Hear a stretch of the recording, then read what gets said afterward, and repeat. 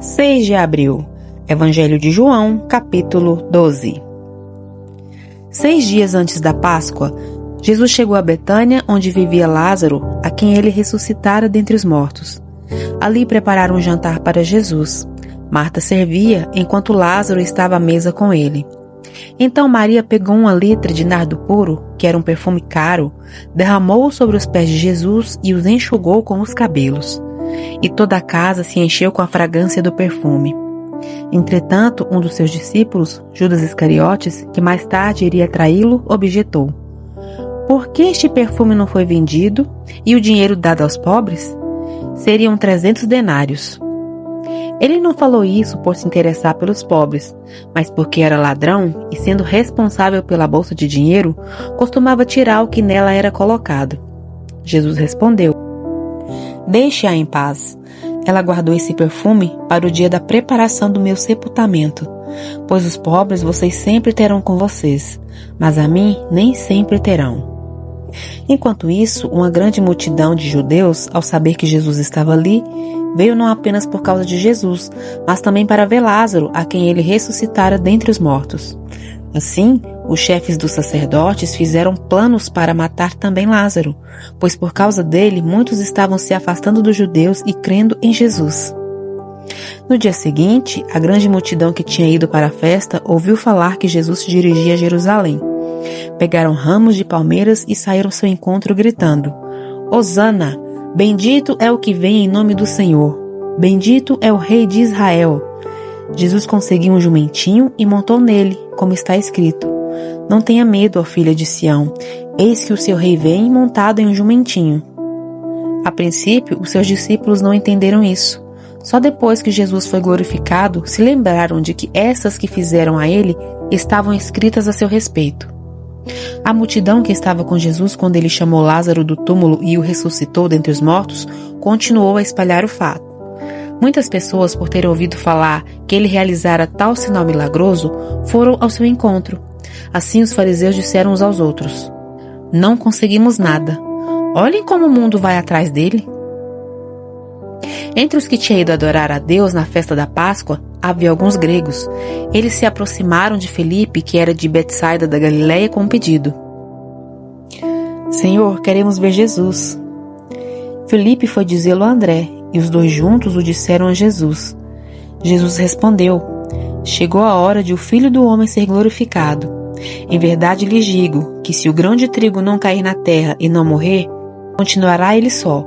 Mas se morrer, dará muito fruto. Quem ama a sua vida a perderá, mas quem odeia a própria vida neste mundo a conservará para a vida eterna. Quem me serve deve me seguir. Onde eu estou, ali o meu servo também deve estar. O meu Pai honrará aquele que me serve. Agora o meu coração está perturbado, e o que direi? Pai, salva-me desta hora? Não, eu vim exatamente para isso, para esta hora. Pai, glorifica o teu nome."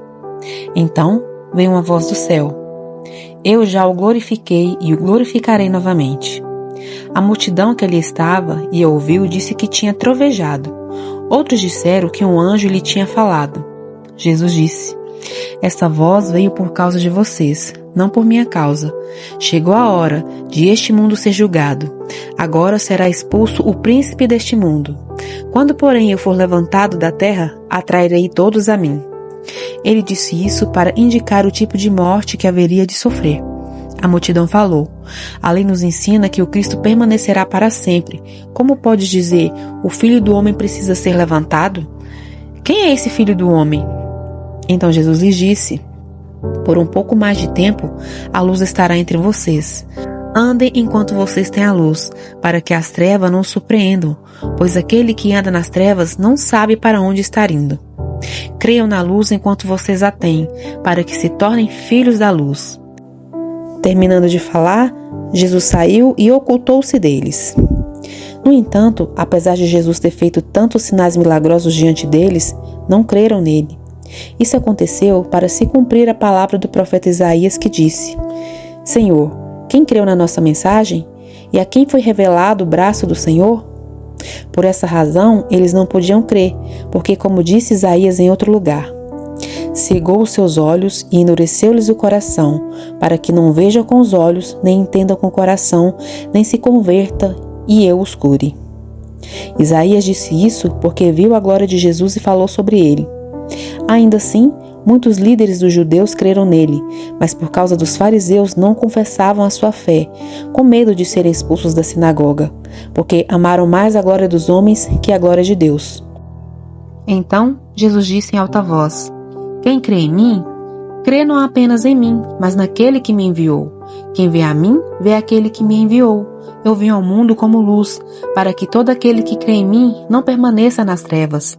Se alguém ouve as minhas palavras e não lhes obedece, eu não o julgo, pois não vim para julgar o mundo, mas para salvá-lo. Há um juiz para quem me rejeita e não aceita as minhas palavras.